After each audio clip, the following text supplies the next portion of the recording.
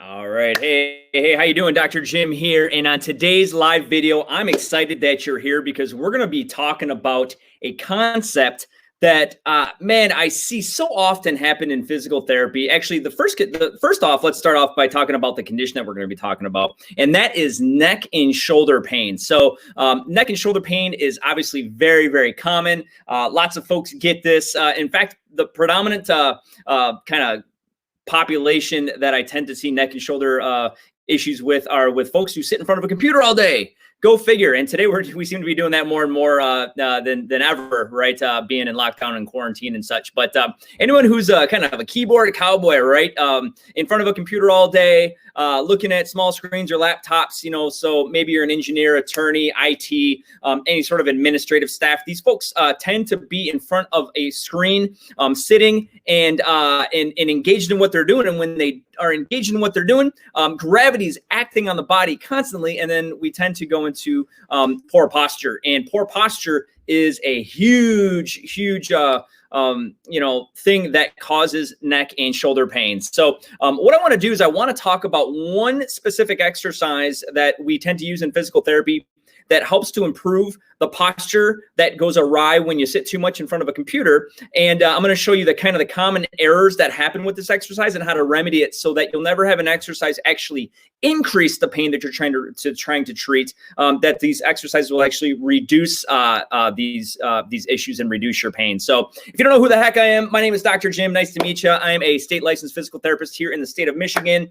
And what I love doing is I love helping getting patients better. Okay. I've learned over, my 12 plus year career in physical therapy that there's a lot of information that we give out in the clinic on a day-to-day basis. And I figure, why should I keep this to myself and just the one person who's sitting across from me in the physical therapy treatment clinic that day? Why not bring it out here to the masses so I can provide some value to the people? So that's why I'm here. So as you're coming in here, drop a comment if you're watching this live on social media. Let me know where you're listening in from so I can give you a hello, a virtual high five.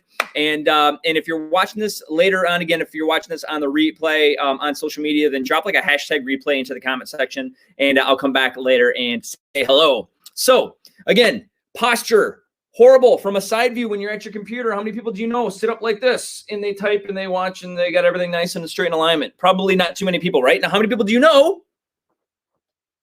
Right? Or this kind of thing, right? So anything that brings your head forward and your shoulders rounded forward tends to increase stress. Like, how many people get pains right here in their neck, right, on both sides?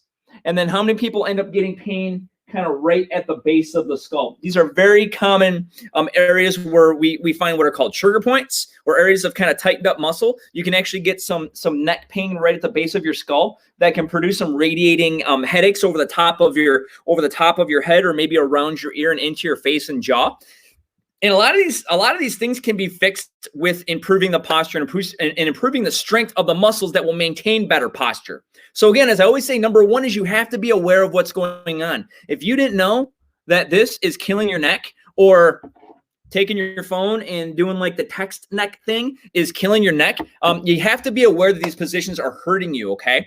Then you have to be aware of what kind of normal or neutral is. So again, neutral is chest up, shoulders down and back, and then kind of ears over shoulders, right? So from a side view, you definitely don't want to be forward. This is where we are most of the time. You want to do what's called a chin tuck and retract your head back to where your ears are more or less over your shoulders, right? You don't want to be like way back here, right? That's just weird, but you definitely don't want to be hanging out forward.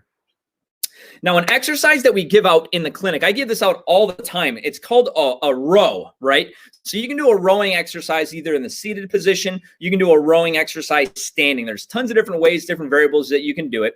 But the principle that I want to talk about today, or the common error that people do when they're doing a rowing exercise, and basically rowing is just like you're rowing a boat, right? So from a side view, if I was rowing a boat, you'd be doing like this pull, right? Row, row, row your boat.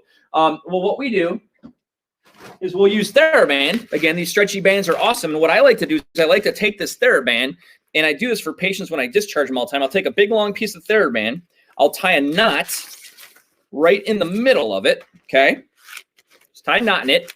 And then what we do is we take this knot and we'll just stick it in the door. So right where the door will shut, you just stick it in the door at about elbow level. So if your elbows are dropped down, I want to have that knot about elbow level, maybe a little bit higher, but about elbow level is right. So if I connect this to the door over here, now I've got two handles that I can grab onto that when I pull, there's going to be some tension there because I want the resistance to be in the pull portion of the exercise. And of course, then you have to control the resistance going back towards your starting position, and we use TheraBand to do it. Now, what happens is when you're exercising and you go to that pull position, so you get yourself set up, my abs are tight, right? My head's up, my chest is up, my shoulders are relaxed down and back, and I've got my chin tucked. The first thing that people tend to do when they're doing this exercise is they start doing this stuff again. It's like they want to get close to where they're starting from, and they start pulling and their heads forward. And so I'm always correcting. Nope, you want to think. I always tell people think double chin. Now, if you're a lady watching this, my wife has said many times, never tell a woman to think double chin. And I understand that. But when you think double chin, like watch me, I'm going to give myself a little double chin. See, there it is.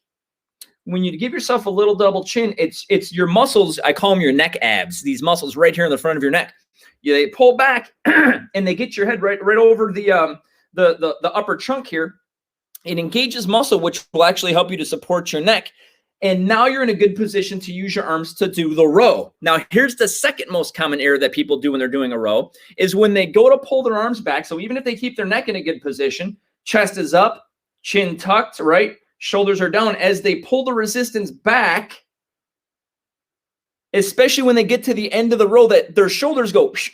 So they pull this way, and it's almost like their shoulders are going up and back.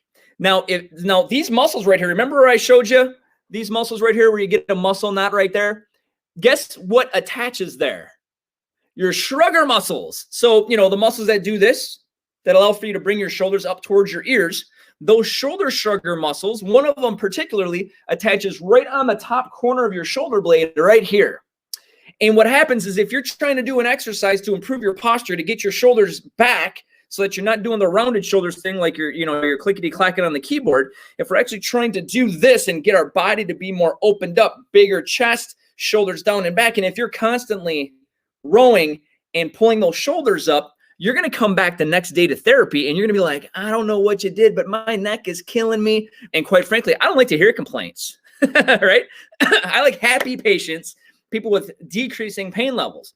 So when we instruct this exercise right out of the get-go, head up, chest up, tight tummy, big smile on your face, chin tuck, and then you start with your hands in front of you, and as you pull your hands back towards your armpits, you want to be thinking in your brain, and I literally use these words, think in your brain, down and back with the shoulder blades, down and back with the shoulder blades as you're pulling your hands towards your armpits, because here is a fact. One cannot go up and down at the same time. You can't do it.